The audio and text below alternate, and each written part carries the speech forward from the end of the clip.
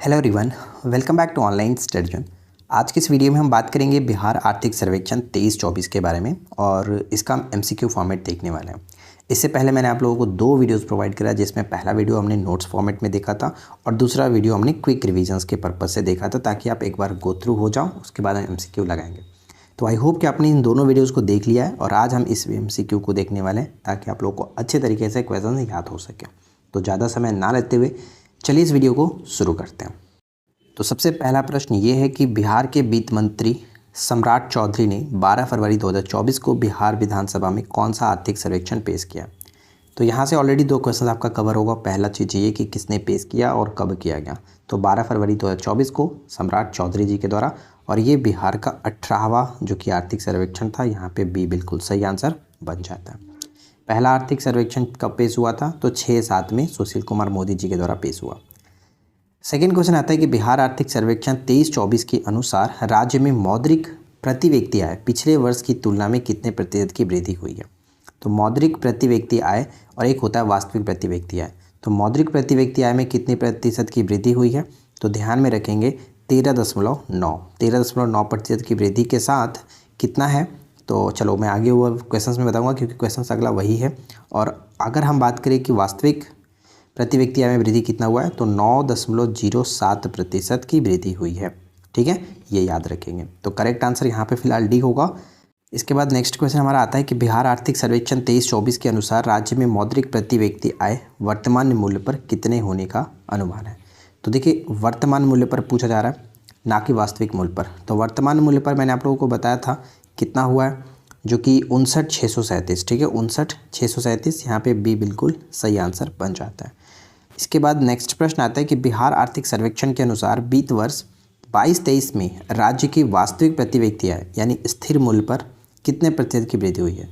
ऊपर में हमने मौद्रिक मूल्य पर देखा था, अब यहाँ पे वास्तविक प्रति व्यक्ति आय में स्थिर मूल्य पर बताना है।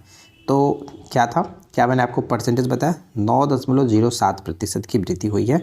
और ये वृद्धि के साथ कितना हुआ है वो भी मैं आप लोगों को बताता हूँ। वो वृद्धि के साथ 35,119। ठीक है, 35,119 हो गया। नेक्स्ट आता है कि बिहार आर्थिक सर्वेक्षण 23-24 के अनुसार चावल की सर्वोच्च उत्पादकता किस जिले की दर्ज की गई है। चावल की सर्वोच्च उत्पादकता जो है वो किस जिले की दर्ज की गई है। तो करेक्ट होगा ऑप्शन सी, रोहतास। ठीक है, रोहतास। उसके बाद आता है औरंगाबाद, फिर कैमूर। तो यहाँ पे फिलहाल करेक्ट होगा option C. Next point, Bihar आर्थिक सर्वेक्षण के अनुसार वित्तीय वर्ष 22-23 में बिहार का सकल राज्य घरेलू उत्पाद यानी जीएसडीपी स्थिर मूल्य पर कितना प्रतिशत बढ़ा। स्थिर मूल्य पर कितना परसेंट बढ़ा है। तो हमने क्या बताया था आपको, दो तरह से देखा था। ठीक है, एक होता है हमारा वर्तमान मूल्य पर। ठीक है, वर्तमान मूल्य पर। तो वर्तमान मूल्य पर क्या बताएगा, तो जीएसडीपी कितना प्रतिशत। तो ये बढ़ा है 15.5%। ठीक है, 15.5%। और स्थिर मूल्य पर कितना बढ़ा है, तो स्थिर मूल्य पर ये बढ़ा है 10.6%। तो राइट आंसर यहाँ पे क्या बनेगा, ऑप्शन बी। ठीक है, ऑप्शन बी होगा। अब ये कितना कितना है वो भी मैंने आप लोगों को बताया। तो चलो आगे हम बात कर लेते हैं। बिहार आर्थिक सर्वेक्षण के अनुसार वित्तीय वर्ष 22-23 में बिहार का सकल राज्य घरेलू उत्पाद जीएसडीपी जो है वर्तमान मूल्य पर कितना है। ऊपर में हमने परसेंटेज देख लिया, अब बताइए कि कितना है। तो ये देखिए, मैंने आपको बताया था कि दो तरह से, एक वर्तमान मूल्य पर और एक होता है स्थिर मूल्य पर। तो वर्तमान मूल्य पर कितना है, क्या हमने याद किया था कि 751,396। ये डाटा याद किया था ना, 751,396।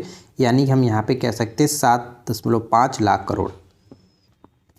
तो करेक्ट आंसर क्या होगा, ऑप्शन हम ए को टिक करेंगे। ठीक है, और अगर स्थिर मूल्य पर पूछे तो स्थिर मूल्य पर कितना बताया गया था, 442273।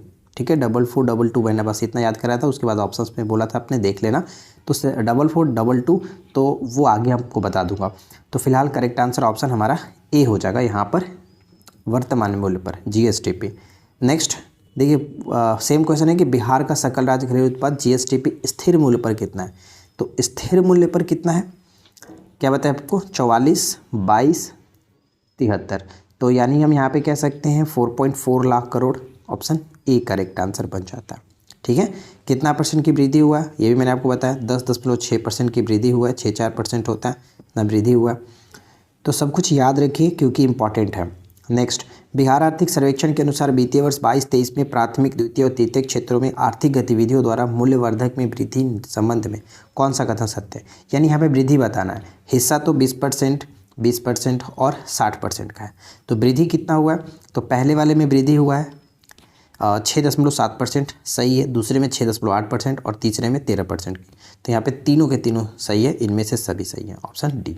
याद रखिएगा, ये इंपॉर्टेंट है, प्राथमिक द्वितीय क्षेत्र का हिस्सा ज़रूर याद रखना।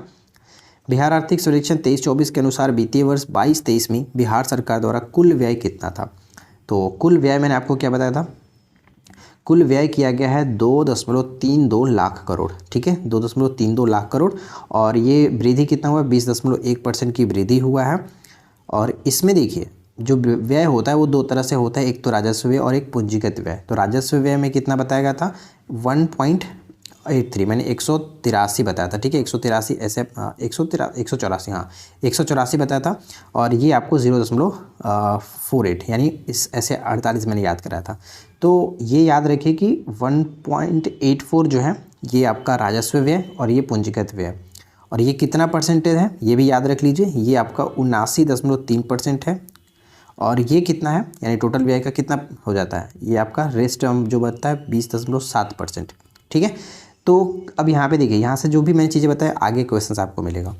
तो कुल व्यय कितना है, तो कुल व्यय हमारा हो जाता है, मैंने आपको बता दिया, यहाँ पे देख लीजिए ऑप्शन मिल जाएगा। यहाँ पे देखिए क्या बताया था, 2.32 लाख करोड़। तो यहाँ पे 231,904 जो दिख रहा है, तो ये करेक्ट होगा ऑप्शन ए। ठीक है, अगला प्रश्न, बिहार आर्थिक सर्वेक्षण के अनुसार वित्तीय वर्ष 22-23 में राजस्व व्यय कितना है। तो व्यय के बारे में दो चीज़ बता दी आपको, एक राजस्व व्यय, पूंजीगत व्यय। राजस्व व्यय में 184 मैंने बताया, यानी 1.84 और एक होता है 0.48। तो 1.84 का मतलब यहाँ पे हो जाएगा ऑप्शन ए। ठीक है, ऑप्शन ए करेक्ट आंसर बनेगा। अब आपसे ये पूछा सकता है परसेंटेज कितना है, तो परसेंटेज भी मैंने बता दिया है। आर्थिक सर्वेक्षण 22-23 के अनुसार पूंजीगत व्यय कितना रहा, तो बाकी जो रेस्ट अमाउंट बटा पूंजीगत व्यय 0.48 बताया था।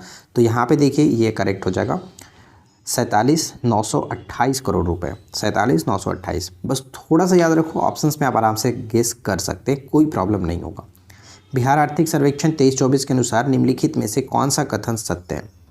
तो 2 पॉइंट है, दोनों को पढ़िए और बताइए कि कौन सा कथन सत्य है। राज्य सरकार का सर्वाधिक व्यय जो है वो सामाजिक कार्यों पर किया गया। मैंने बताया था कि आपको सबसे ज़्यादा खर्च किया गया 48% सामाजिक कार्यों पर। राज्य सरकार का कुल व्यय जो है, जो कुल व्यय था 2.32 लाख करोड़, उसमें से राजस्व व्यय जो है 79.3% और पूंजीगत जो व्यय है वो 20.7%। तो ये दोनों सही है, मैंने बता दिया था आपको। तो दोनों के दोनों कथन सही होगा, यहाँ पे सी करेक्ट है। अगला प्रश्न कि बिहार आर्थिक सर्वेक्षण 23-24 के अनुसार सड़क घनत्व में बिहार का देश में बड़े राज्यों में कौन सा स्थान है। सड़क घनत्व के मामले में, सड़क घनत्व में यहाँ पे तीसरा करेक्ट आंसर बनेगा ऑप्शन सी। बिहार आर्थिक सर्वेक्षण 23-24 के अनुसार प्रति व्यक्ति सकल राज्य घरेलू उत्पाद में सबसे समृद्ध जिला, यानी प्रति व्यक्ति जो आय हमने देखा था उसमें समृद्ध जिला कौन सा है। तो समृद्ध जिला में सबसे अच्छा जो है कौन सा है, वो पटना है, उसके बाद बेगूसराय, उसके बाद मुंगेर। यहाँ पे करेक्ट होगा ऑप्शन ए। ठीक है, सबसे अच्छा पटना, बेगूसराय और मुंगेर। नेक्स्ट, ऊर्जा के कुल खपत 22-23 में कितने करोड़ यूनिट की गई है। 22-23 में कितने करोड़ यूनिट की गई है, तो 378.094 करोड़ यूनिट का खपत हुआ है।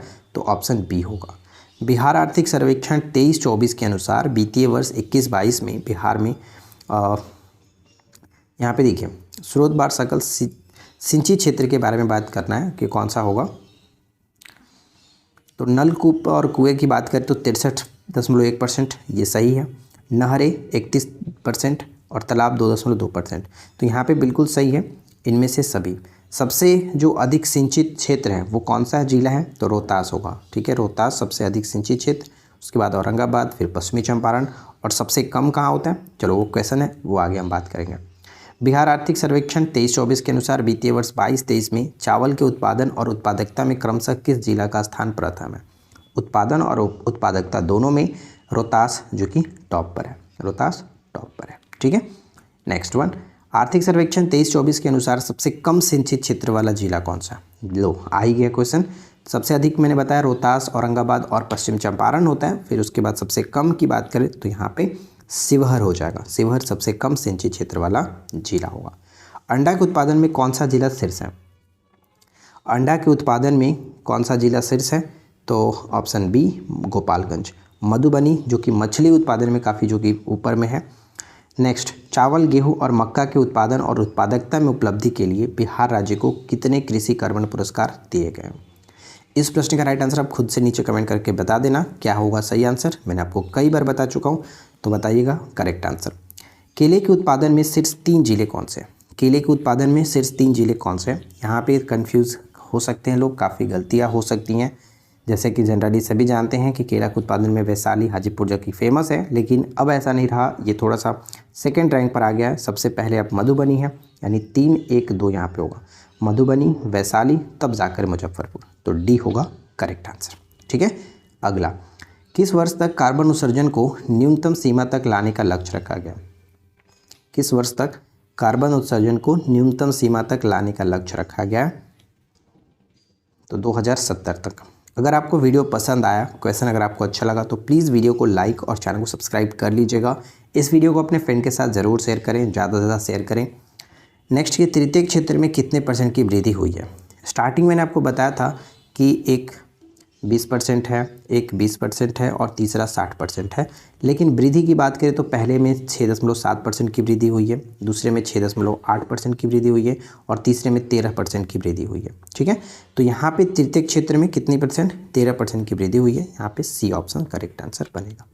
क्लियर। नेक्स्ट, और इस वीडियो का आखिरी प्रश्न भी है कि बिहार के प्रति व्यक्ति आय 22-23 के अनुसार सबसे कम प्रति व्यक्ति आय वाला जिला कौन सा है? यानी सबसे कम प्रति व्यक्ति आय जो है वो किस जिले की है? तो वो आपका हो जाएगा शिवहर। ठीक है, शिवहर करेक्ट आंसर बन जाता है। तो कुल मिलाकर आज हमने इस वीडियो में 25 इंपॉर्टेंट MCQ कवर किया। जो भी डाटा था वो आपको स्टार्टिंग में ही देखने को है, मिलता है और याद करना है। बाकी तो कोई प्रॉब्लम होता नहीं है, सब याद ही रहेगा। जो भी डेटा हमने बताया है आप इनको वीडियो देख लीजिएगा। और नोट्स वाला अगर खास करके वीडियो आप देखोगे तो उसमें बहुत बेहतरीन तरीके से मैंने समझाया है, याद करा है, वो आपको अच्छा आराम से याद हो जाएगा, देख लीजिएगा। आई होप कि फ्रेंड्स वीडियो पसंद ज़रूर आया होगा। अगर अच्छा लगे तो प्लीज़ लाइक और शेयर करके जाइएगा। चैनल पे पहली बार सब्सक्राइब करके नोटिफिकेशन बेल आइकन को ऑल पे सेट कर दीजिएगा। और रही बात PDF की, तो हमारे एप्लीकेशन पर जा सकते हैं। सारे नोट्स का PDF हमारे एप्लीकेशन पर आपको मिल जाता है। तो इस वीडियो में इतना ही, मिलता है नेक्स्ट वीडियो में नए टॉपिक के साथ। Thanks for watching, keep learning, have a good day.